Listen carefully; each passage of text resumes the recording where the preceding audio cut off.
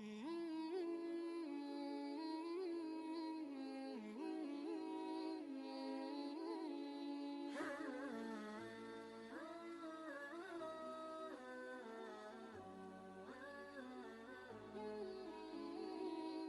علاقے میں ایک حکیم صاحب رہتے تھے اور اس حکیم صاحب کا انداز یہ ہوتا تھا کہ جیسے ہی وہ اپنے دواخانہ جانے لگتے تو اپنی بیوی سے کہتے کہ آج کے دن تمہیں جو جو چیزیں درکار ہیں وہ ایک پرچے پر لکھ کر دے دو۔ اس کی اہلیہ وہ تمام چیزیں لکھ کر ان کو وہ چٹ تھما دیتی۔ وہ جاتے اور اپنے دواخانہ پر پہنچ کر جب وہ پرچہ سامنے رکھتے تو پھر ان کے سامنے ان کی قیمتوں کو لکھ دیتے اور ٹوٹل کرنے کے بعد وہ یہ کہتے، یا اللہ میں ان اخراجات کی وجہ سے آج اس جگہ موجود ہوں اور تیری عبادت چھوڑ کر ہی اس لیے آیا ہوں کہ میرے گھر کے یہ اخراجات پورے ہوں، اور جیسے ہی یہ میری ضرورت پوری ہوگی میں اپنے اس دکان کو بند کر کے دوبارہ تیری عبادت میں مشغول ہونے کے لیے چلا جاؤں گا۔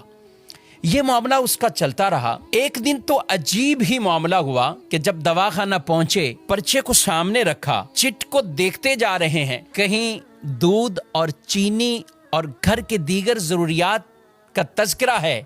لیکن لکھتے لکھتے ان کی بیوی نے سب سے آخر میں لکھا کہ بیٹی کا جہیز کا سامان۔ یہ پڑھتے ہی وہ گویا کہ دن میں ہی انہیں تارے نظر آنے لگ گئے اور وہ کچھ کھو گئے کہ یہ کیسے ہوگا، لیکن سب قیمتوں کو وہ لکھتے لکھتے جب اس جملے پر پہنچے تو حکیم صاحب نے آگے تحریر کیا کہ یہ اللہ کے کام ہیں، اللہ ہی جانے۔ حکیم صاحب نے یہ جملہ لکھا اور دواخانہ پہ جو مریض موجود تھے ان کو دوائیاں دینا شروع کی۔ ابھی ایک دو آدمیوں سے ہی فارغ ہوئے تھے کہ اچانک حکیم صاحب کے مطب کے سامنے ایک بڑی کار آ کر رکتی ہے اور اس میں سے ایک سوٹ بوٹ، ایک خوبصورت لباس پہنے ہوا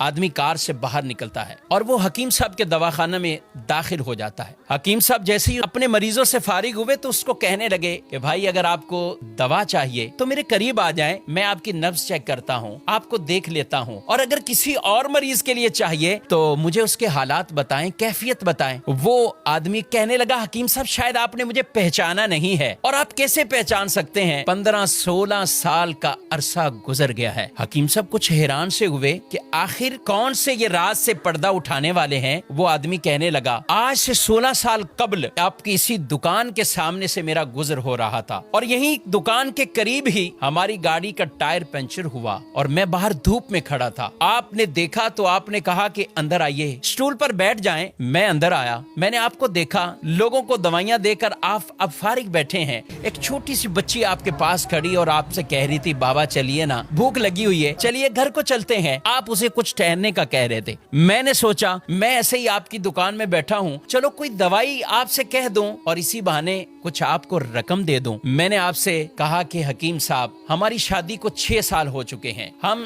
6 سال کے اندر ابھی تک اولاد کی نعمت سے محروم ہیں، بہت سی ادویات کا ہم نے استعمال کیا ہے، لیکن اب کچھ مایوسی سی ہو رہی ہے۔ آپ میری طرف متوجہ ہوئے اور آپ نے کہا، بھائی اللہ کی رحمت سے نا امید نہیں ہونا چاہیے، اور دیکھو یہ دوائیاں جو کچھ بھی ہے جب اللہ چاہتا ہے تو ہی شفا ملتی ہے، جب اللہ کا حکم ہوتا ہے تو ہی ان دوائیوں کے اندر وہ اثر آتا ہے۔ آپ یہ باتیں بھی کرتے جا رہے تھے اور کچھ دوائیوں کی پڑیاں بھی آپ باندھتے جا رہے تھے۔ آپ کی گفتگو ختم ہوئی تو آپ نے مجھے 2 طرح کی دوائیاں میرے کھانے کے لیے، گھر والوں کے لیے دوائی دی، اور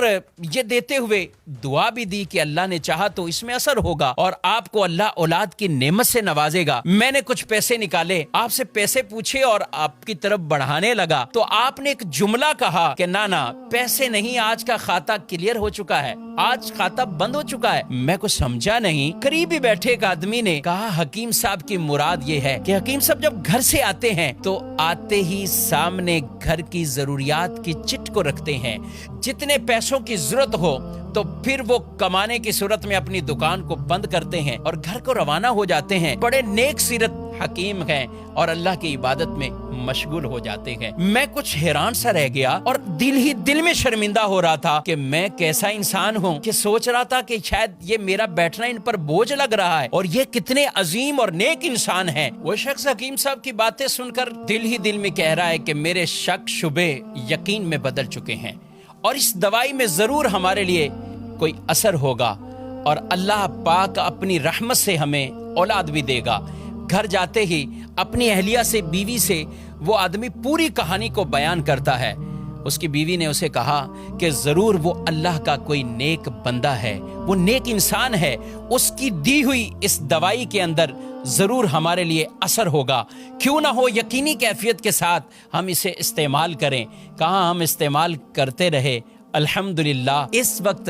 میں 3 بچوں کا والد ہوں اور یہ ہمارے لیے انتہائی خوشی کے لمحات ہیں۔ ہم آپ کو بہت دعاؤں میں یاد رکھتے ہیں اور جب بھی پاکستان آتا ہوں کوشش ہوتی کہ آپ سے ملاقات ہو جائے۔ آپ کے دواخانہ پہ جب بھی آیا ہوں پتہ یہی چلا ہے کہ آپ گھر کو جا چکے ہیں، اور کل ہی کسی نے بتایا حکیم صاحب کو ملنا ہے تو صبح 9 بجے آ جائیے۔ حکیم صاحب آج میں اسی وجہ سے 9 بجے ہی آ گیا ہوں، اور معاملہ یہ ہے کہ میں اور میری پوری فیملی ہم سارے انگلینڈ میں شفٹ ہو چکے ہیں۔ میری ایک بہن اور ان کی ایک بیٹی جو کہ یہیں پاکستان میں رہتے ہیں، اور میں اپنی بھانجی کی شادی کے سلسلے میں پاکستان آیا ہوا تھا، اور اسی بھانجی کی تمام تر شادی کے اخراجات میں نے اپنے ذمہ راضی خوشی لیے تھے اور میں اسی کی خریداری میں مصروف تھا۔ معاملہ کچھ یوں ہوا ہے کہ میں اپنی بھانجی کے ساتھ لاہور میں، کبھی پاکستان کے دوسرے شہروں میں جا رہا تھا، سب جہیز کا سامان، سب تیاری ہو چکی ہے، لیکن اسی دوران میری بھانجی کو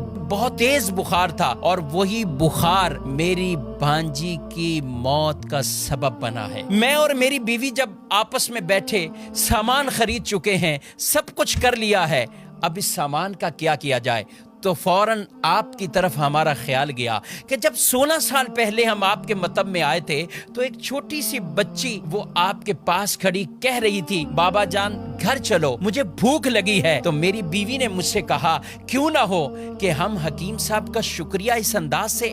ادا کر دیں کہ یہ سارا بھانجی کا جو جہیز کا سامان ہے یہ حکیم صاحب کے گھر پہ پہنچا دیں۔ اور وہ ساتھ کہنے لگے کہ آپ نے مجھے اس بات سے منع نہیں کرنا ہے، رد نہیں کرنا، ہم بڑی امیدوں سے آپ کے پاس آئے ہیں، یہ سامان آپ کی بیٹی کے لیے ہم بطور گفٹ لے کر آئے ہیں۔ بس وہ کیا باتیں بتا رہے تھے کہ حکیم صاحب کی آنکھوں سے آنسو جاری ہو گئے، وہ روتے ہوئے، اور انہوں نے وہ چٹ نکالی اور وہ چٹ اور وہ پرچہ اس آدمی کے سامنے رکھا اور کہا بھائی محمد علی یہ دیکھو، آج کے ہی دن میری بیوی نے گھر کے سودا سلف اور سامان کے ساتھ آخر میں بیٹی کے جہیز کا سامان بھی لکھا، اور میں نے دیکھو آگے کیا لکھا ہے، یہ اللہ کا کام ہے، اللہ جانے، اللہ بہتر سبب بنانے والا ہے۔ میں نے آگے یہ جملہ لکھ کر یہ معاملہ یہی کلوز کر دیا تھا، مگر میرے رب کی رحمت اور شان کریمی آپ دیکھیے کہ میں یہاں سے اٹھا نہیں ہوں، میرے رب نے اس چیز کا اہتمام کر دیا ہے۔ حکیم صاحب کہنے لگے محمد علی صاحب آپ کی بھانجی کا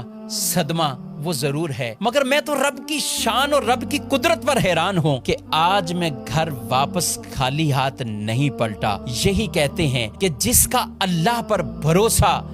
وہ مضبوط ہو جائے، توکل اور اعتماد مضبوط ہو جائے، پھر اللہ ان کے لیے اسباب پیدا فرماتا ہے۔ ہمیں بھی چاہیے حلال کمائیں، حلال کے لیے تگودو کرتے رہیں۔ رسول مکرم صلی اللہ علیہ وآلہ وسلم فرماتے ہیں کچھ گناہ ایسے ہیں کہ جنہیں نہ نماز ختم کرتی ہے نہ روزہ ختم کرتا ہے، ہاں